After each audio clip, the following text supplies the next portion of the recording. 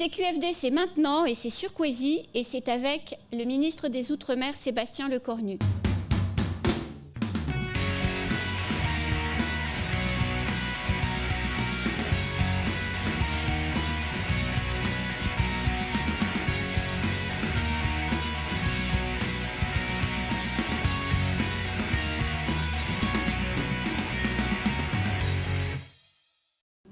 Monsieur le ministre, bonjour.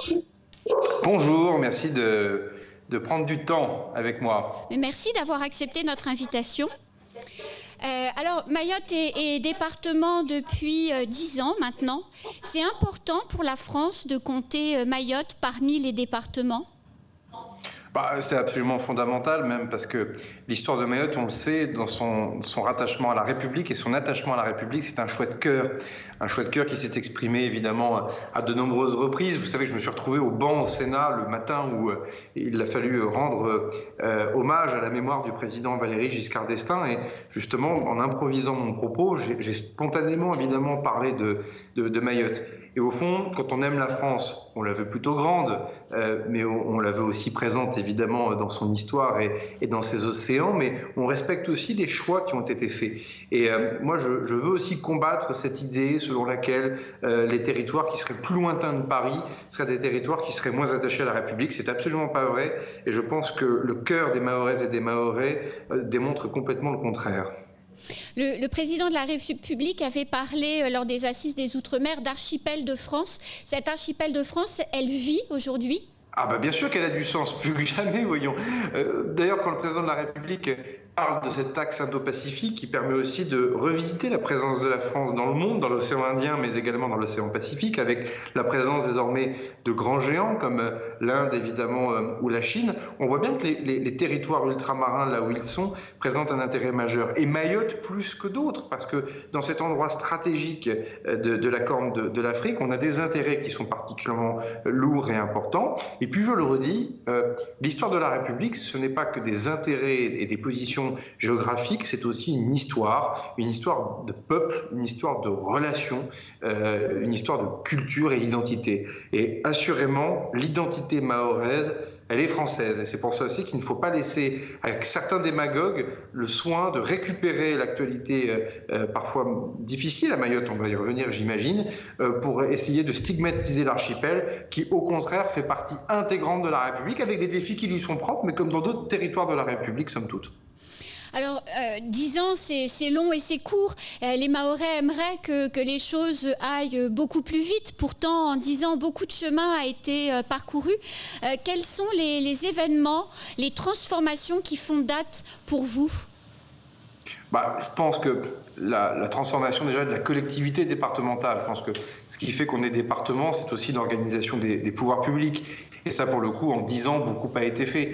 Je pense aussi qu'il ne faut pas superposer le mot départementalisation et le mot développement, parce qu'au fond, certains développements étaient attendus, que l'on soit département ou non. Enfin, je veux dire, d'autres territoires de la République ne sont pas départements, c'est pas pour autant qu'il ne faut pas qu'il y ait de l'eau potable au robinet. Donc, je pense qu'il y a des sujets qui doivent être dissociés. Non, je pense qu'effectivement, la transformation de la collectivité départementale, l'affirmation des communes comme étant un pôle majeur dans l'exercice des missions de service public et dans les développements des projets et des investissements concrets. La montée en puissance sur les infrastructures, beaucoup a été fait, y compris par mon ministère. Donc effectivement, ces 10 dernières années ne sont pas 10 dernières années pour rien. Et d'ailleurs là aussi, il faut lutter contre les démagogies, à dire ça ne va pas assez vite, c'est une chose, mais entre ça ne va pas assez vite et rien n'a été fait, c'est absolument deux choses différentes. Donc je pense qu'il faut parler vrai en la matière. Après, moi je l'ai dit à l'occasion des 10 ans de la départementalisation que nous avons fêté en visio, malheureusement à cause du Covid, avec les maires de Mayotte, différentes communes de Mayotte, c'est de se dire, est-ce qu'il faut qu'on accélère dans les années qui viennent? La réponse est oui. Vous savez, il y a quelques temps, j'avais écrit à l'ensemble des élus de Mayotte en leur disant, mais c'est quoi Mayotte 2021? C'est de se dire que c'est bien sympathique de regarder les 10 ans, c'est un anniversaire c'est le moment où on se penche vers ce que l'on aime, on se retrouve autour d'eux pour fêter cet anniversaire, mais quand on regarde un enfant de 10 ans, on forme le vœu de savoir à quoi il ressemblera aura et quelles sont ses promesses lorsqu'il en aura 20. Et en fait, se poser la question de Mayotte 2031, c'est pas refaire un énième plan, etc. C'est de se dire quels résultats on veut voir de manière concrète et perceptible en 2031. Moi, je commence déjà à y voir plusieurs chemins. L'idée de se dire que la convergence sociale doit avancer, c'est un beau sujet. Il n'y a pas de raison qu'à Mayotte, on ait des concitoyens dans la République qui aient moins de droits que dans un autre département. Alors, ça pose des questions sur la fiscalité, les cotisations sociales, des questions qui sont techniquement complexes et qui, pour le coup, doivent être traitées calmement, parce que si on fait vite, on appellera ça de la brutalité, on n'appellera pas ça du rattrapage, donc il faut faire attention. Puis en même temps, on voit bien aussi qu'on a un sujet régalien, migratoire, il faut mettre les mots sur les difficultés et les problèmes tels qu'ils sont connus, qui handicapent et qui freinent le développement de Mayotte. Et on voit bien là aussi qu'il faut qu'on durcisse sur ce champ régalien. On a commencé avec Gérald Darmanin, mais on va continuer. Je pense aussi qu'il faut durcir notre arsenal législatif sur certains items. En tout cas, on va y travailler. D'où la consultation que j'ai annoncée pour les 10 ans de la départementalisation, parce que c'est un chemin, la départementalisation. C'est une croissance. Donc, forcément, il y a une forme de patience dans la croissance. Et en même temps, il faut quand même aussi qu'on procède à des ajustements, qu'on enrichisse, qu'on accélère. En tout cas, c'est ce que veut le président de la République pour Mayotte. Et on va s'y employer. Alors justement, vous parliez de convergence des droits. Il y a également d'autres mots qui rongent notre territoire, la sécurité, l'immigration, la santé, l'éducation. Lors de cette visioconférence avec les élus locaux, vous avez parlé d'une loi programme. C'est quoi cette loi programme concrètement pour que les habitants de Mayotte comprennent bien ?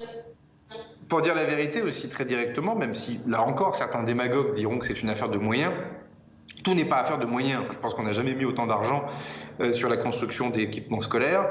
Et puis, pardon, mais on n'a jamais mis autant de fonctionnaires de police ou de militaires de la gendarmerie que depuis ces 3 ou 4 dernières années. Je pense qu'en pratiquement 5 ans, on va arriver à plus de 60% d'effectifs en plus. Bon, ce sont des chiffres qui sont tangibles, perceptibles, concrets. En fait, on voit bien qu'on arrive à la limite du seul questionnement sur les moyens. Des moyens, il en faut, on en parlera, on y reviendra, notamment des moyens pour exécuter des missions de service public du quotidien. Mais enfin, on voit bien aussi qu'on a un sujet de méthode, de cadre, d'adaptation du droit aussi. Au fond, on dit départementalisation, il est 10 ans la départementalisation. Mais est-ce qu'un département français est le même sous Napoléon, au début de la Troisième République, ou en 2021, le département a beaucoup changé. J'étais président de département.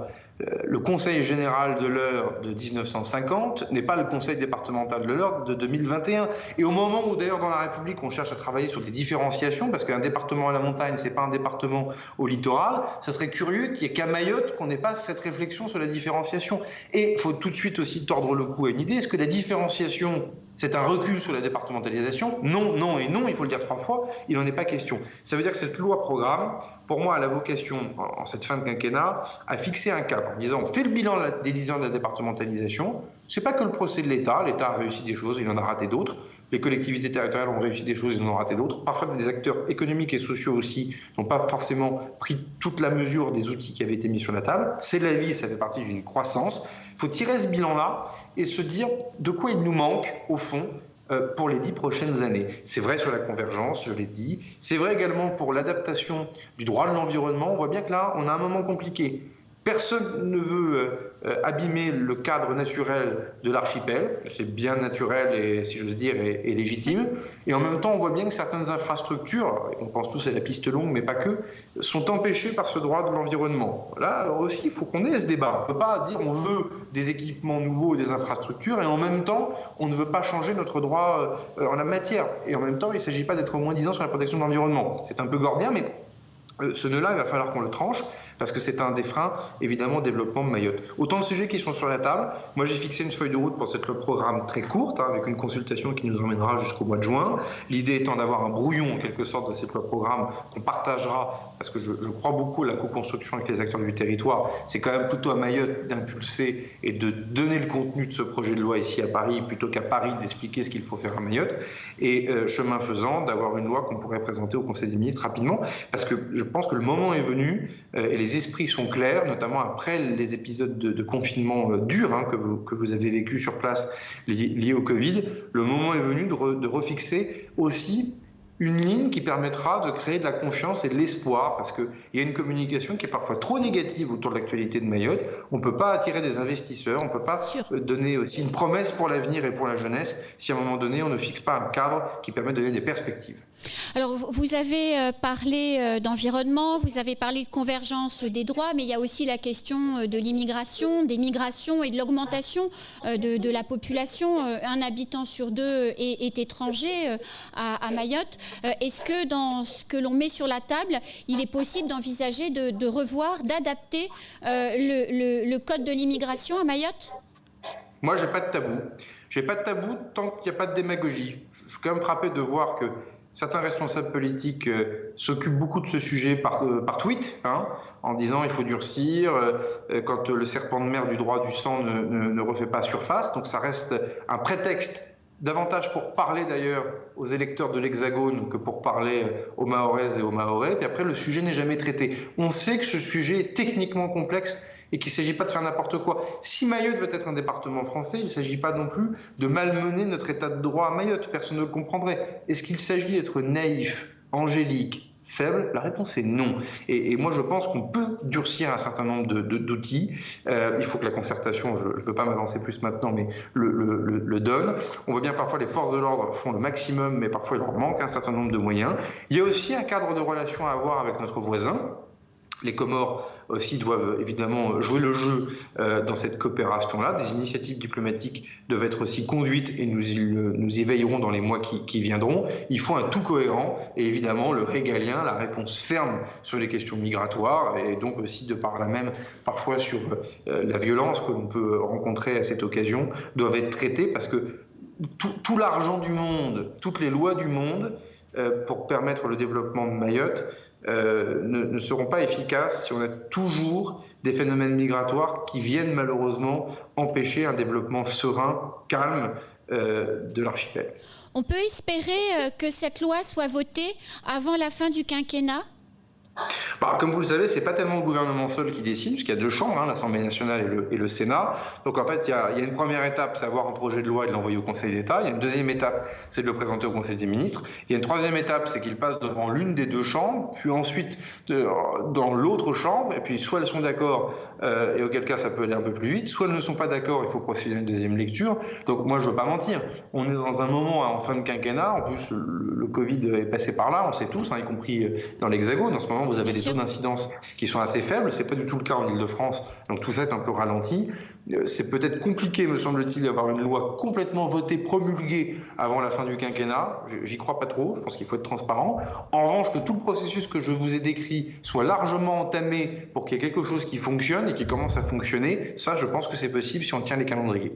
Alors à ceux qui verraient dans l'annonce de cette loi une visée électoraliste pour attirer les voix des Mahorais vers le candidat Macron, vous avez envie de dire quoi, Monsieur le Ministre ? C'est les mêmes qui nous critiquent parce qu'on ne fait rien. C'est parfois les mêmes qui, d'ailleurs, ont raté un certain nombre de projets dont ils avaient la compétence dans le passé. Moi, j'aime bien quand on fait des procès d'intention, mais les gens qui râlent tout le temps et qui ne portent jamais aucune idée, très franchement, on n'en a pas besoin. Et moi, ce que je veux, c'est des solutions. Donc, moi, je suis ministre des Outre-mer depuis 9 mois. Je suis largement entravé par le Covid. Je n'ai pas pu me rendre à Mayotte, comme vous le savez, à cause du Covid. Heureusement, j'ai été à Mayotte avant d'être ministre, donc je connais bien évidemment l'archipel. Dès que des acteurs de Mayotte passent par Paris, je les reçois et je travaille avec eux. Donc, en 9 mois, si vous voulez, une crise Covid à gérer, la problématique de l'eau en Guadeloupe, un dossier bien connu en Nouvelle-Calédonie qui n'est pas évident sur le terrain institutionnel, plus évidemment des confinements successifs dans certains territoires dont Mayotte, avec déjà cette méthode.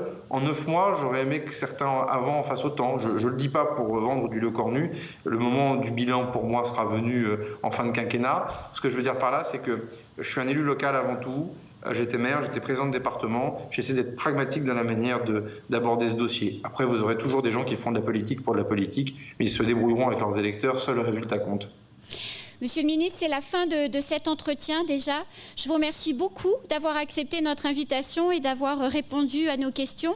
On se retrouve très vite sur les plateaux et les antennes de Kwesi. Avec plaisir, et en fonction du Covid, j'essaierai de venir au milieu de l'année 2021, c'est-à-dire en clair autour de l'été. Voilà.